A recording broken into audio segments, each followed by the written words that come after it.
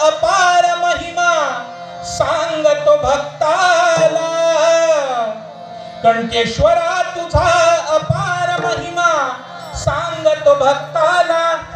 संकटी धावून येशील देवा सांगू किती महिमा।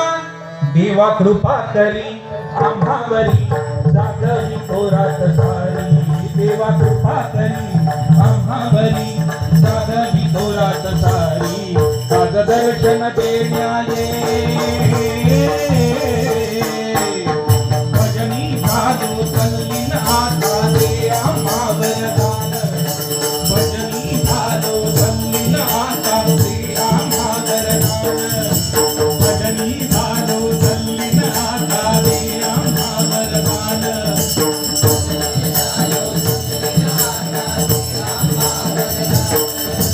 भजनी भादू तल्लीन आता दे आम्हावर दान।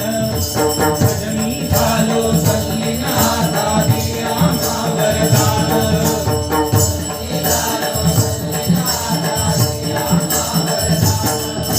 कणकेश्वरा तुझा अपार महिमा सांगतो भक्ताला। कणकेश्वरा तुझा अपार महिमा कणकेश्वरा तुझा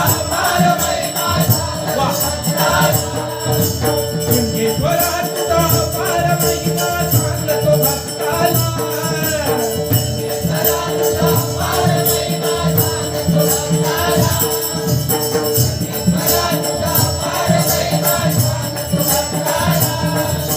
संकटी धावून येशील देवा सांगू किती महिमा। संकटी धावून येशील देवा सांगू किती महिमा। संकटी धावून येशील देवा सांगू किती महिमा। संकटी धावून येशील देवा सांगू किती महिमा। देवा कृपा करी आम्हावरी जागवी थोरात सारी। देवा कृपा करी आम्हावरी जागवी थोरात सारी। आज दर्शन देण्याये भजनी भादू तल्लीन आता दे आम्हावर दान।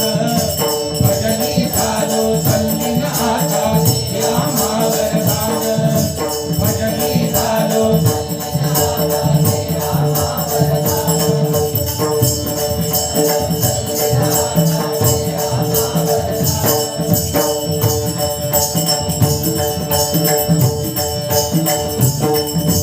कणकेवाडीचे नाव गाजले तुझ्याच रे नावान। तुझ्याच रे नावान।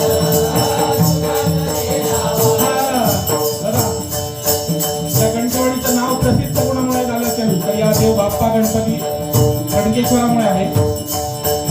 तर तुम्ही कणकेवाडी याच्यामुळे याच्या मागे इतिहास जर काय असेल तर तुमच्याकडे मला पण व्यवस्थित माहिती नाही, पण ज्याप्रमाणे आईने माहिती दिली आहे किंवा ऐकून जे माहिती आहे तर देव हा आमचा कणकाच्या भेटी देऊन राहिला त्यावेळी त्याला नाव पडलं कणकेश्वर, म्हणून तो कणकेश्वर आहे. हे आपल्या शंकराचं रूप आहे.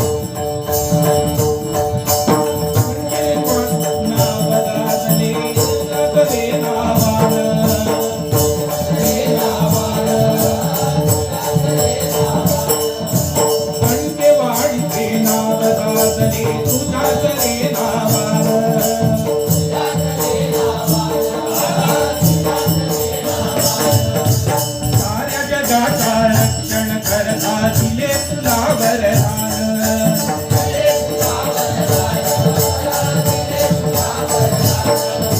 साऱ्या जगाचा रक्षण करता दिले तुला वरदान.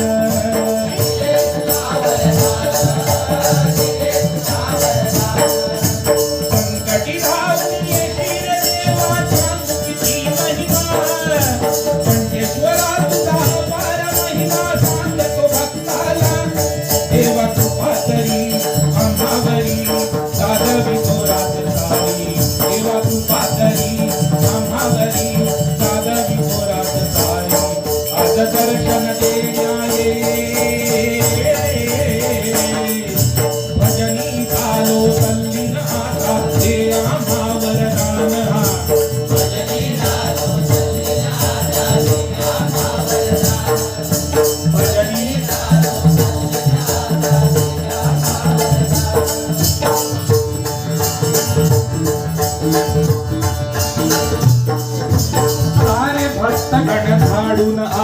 तुझ्याच रे भेटीची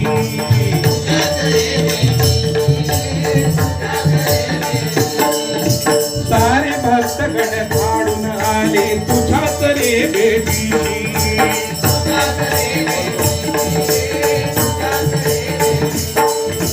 सातेरी स्वयंभू कंकेश्वरा देवा तुझ्याच रे भेटीची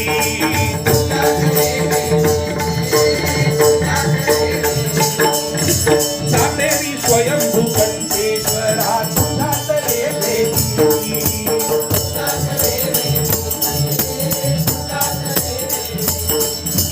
संकटी धावून देवा शांतीची महिमा कंकेश्वरा तुझा पार महिमा सांगतो भक्ताला देवा तुझा तरी आम्हावरी सारवी जोरात चाली देवा तुझा तरी आम्हावरी सारवी जोरात चाली आज दर्शन देणारे जनी झालो चंद्रनाथा देवा महावरदान भजनी झालो चंद्रनाथा देवा महावरदान भजनी झालो चंद्रनाथा देवा महावरदान ईश्वरा तुझा पार महिमा सांगतो भक्ताला संकटी धावून येतील देवा सांगतीची महिमा देवा तुझा तरी आम्हावरी सारवी जोरात चाली देवा तुझा तरी आम्हावरी सारवी जोरात चाली आज दर्शन देणारे भजनी झालो चंद्रनाथा देवा महावरदान भजनी झालो चंद्रनाथा देवा महावरदान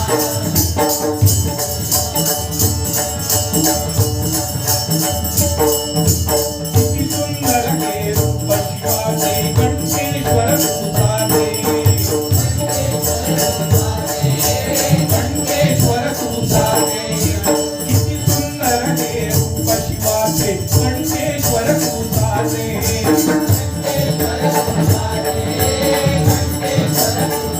बघा, कंठेश्वर हे शिवाचे रूप आहे आणि सगळ्यात जर नामस्मरणाला किंवा तुमच्या एखाद्या तपाला जर होणारी मोठी देवता असेल तर ती म्हणजे शंकर. त्याच्यामुळे आताच्या युगात बघा आपण प्रत्येक जण आपल्या कामधंद्यामध्ये इतर गोष्टींमध्ये आपण व्यस्त असतो, परंतु माणसाला सुरुवातीला असं माझ्या वाचण्यात आलंय की फक्त 25 वर्ष मिळाली होती आयुष्य. त्याच्यात त्याने पुढची वर्ष 25 वर्ष अजून मागून घेतली देवाकडे आणि ती कोणाची होती तर पहिली घोड्याची, त्याच्यानंतर गाढवाची आणि त्याच्यानंतर बेडकाची. आता याचा अर्थ समजावून सांगण्याचा प्रयत्न करतो. 25 वर्ष तो जगतोय म्हणजे या बघण्याचं आमचं वय आता आम्ही दिशेला लागलोय. 25 वर्षापर्यंत पाहिजे असेल ती हौस मजा करा, काय पाहिजे असेल ते करा, ते सगळं आपण करून घेतो, बरोबर आहे ना. त्याच्यानंतर माणूस घोड्यासारखा धावायला लागतो. लग्न, त्याच्यानंतर चालू होतं नोकरी, त्याच्यानंतर हळूहळू अजून काही विषय चालू होतात. त्याच्यानंतर मुलं बाळ वगैरे हे या गोष्टी चालू होतात. आम्ही आता अक्षय आणि मी संसारिक माणसं आहोत. तर या गोष्टी चालू होतात म्हणजे हा माणूस घोड्यासारखा धावत असतो पैशाच्या मागे, धावा धावा धावा धावतच असतो आणि आपण कधी थांबत नाही. त्याच्यानंतर साधारण त्या लग्नाच्या वगैरे त्या सगळ्या धामधुमीमध्ये साधारण 35-40 लढली. साधारण 35 नंतर आपण गाढवासारखं काम करायला चालू करतो. का? कारण आपली मुलं बाळ ही मोठी झालेली असतात. आता त्यांच्या शिक्षणाचा खर्च, बाकी इतर गोष्टींचा खर्च, या सगळ्यासाठी तो माणूस राबायचा खर्च गाढवासारखा राबत असतो. अशा प्रकारे वय येतं साधारण 50शीला लागतो. आता 50शीला लागल्यानंतर पुढचा विषय काय असतो तर बेडूक. आता बेडकाचा अर्थ काय? कोपऱ्यात बस, डराव आवाज कर, पण पुढे काय करायचं. हे आयुष्य जे देवाकडून आपण मागून घेतलंय म्हणजे काय तर म्हातारपण आलं. म्हातारपणात सुद्धा अगदी स्पष्ट बोलतो, माझे वडील बाजूला बसलेले की आपल्याकडे इथे ग्रामीण भागामध्ये पर्याय नसल्यामुळे आपल्याला मुंबईला जावं लागतं, पुण्याला जावं लागतं नोकरी निमित्त. काही लोक गोव्याला जातात, लोक अपडाऊन करतात, या सगळ्या गोष्टी चालू असतात. पण याच्यातून आपण इथला आपला परिसर, आपल्या गोष्टी, आता हा देव कणकेश्वराचा वाढदिवस आहे, त्याच्यासाठी हे लोक इथले काय मेहनत करत असतात हे आम्हाला बऱ्यापैकी माहिती. कारण मी असं म्हणेन की 1000 रुपये बिदागी दिले म्हणजे मोठा काहीतरी काम केलंय मी, बरोबर ना? 1000 रुपये मी बिदागी दिलंय म्हणजे मोठा काहीतरी काम केलंय ना. पैसर जो साफसफाई करताना झाडू मारू लागलो त्याची मेहनत त्याच्यापेक्षा जास्त. म्हणून प्रत्येकाने समतोल राखून, का आज गावाला जो माणूस आहे त्याच्याजवळ पैसा नाहीये, थोडेफार पैसे मुंबईवाल्यांकडे असतात राखून ठेवलेले, ते लोक पैशाची आर्थिक मदत जर करत असतील तर गावातल्या माणसांनी त्याच पद्धतीने तो आपला साखरमानी आल्यानंतर त्याची उठावच करून तो आपला सगळा कार्यक्रम, आपली माणसं, आणि महत्वाची गोष्ट म्हणजे जाणती माणसं. आता जाणती माणसं म्हणजे काय, ही अजूनही आमची माझ्या घरात तरी अशी पद्धत आहे की माझ्या वडील जर बोलले तर पुढे एक बोलण्याची आमची हिंमत नाही. तिथे बंद कर म्हटल्यावर तिथे बंद झालं पाहिजे. पण ते वडिलांना आम्ही का मानतोय? कारण वडिलांनी आपलं अस्तित्व राखून ठेवलंय, बरोबर आहे ना? मग जाणते मंडळींनी आपलं अस्तित्व त्या पद्धतीने राखून ठेवणं गरजेचं आहे. याचा आज बोलण्याचं कारण सांगतो, मनापासून बोलतोय, कोणत्याही भाषण किंवा कोणत्याही गोष्टी रचून आलेलो नाही. की ज्या मंडळात मी, माझ्या मंडळाचं नाव महापुरुष प्रासादिक भजन मंडळ, तर आमच्याकडे जुने आणि नवीन मुलं अशी घेऊन मी भजन करायचो, अगदी स्पर्धेपर्यंत उतरलो केडोली गावापर्यंत.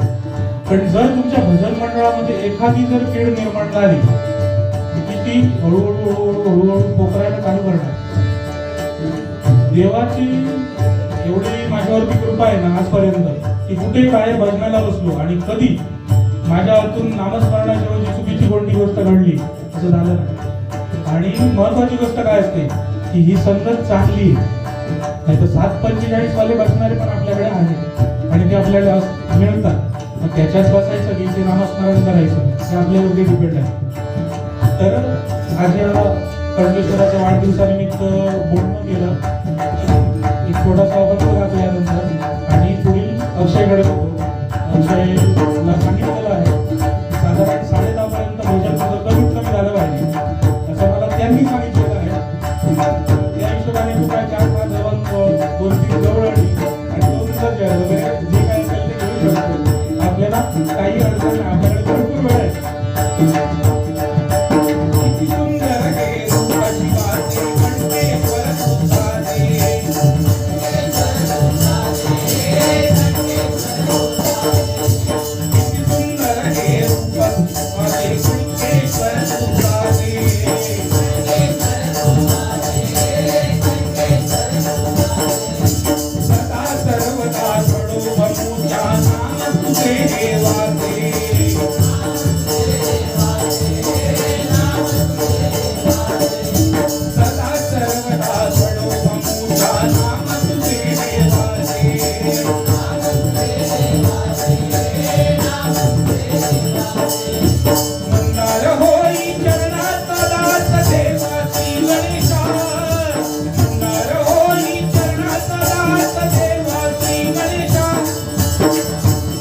Thank you.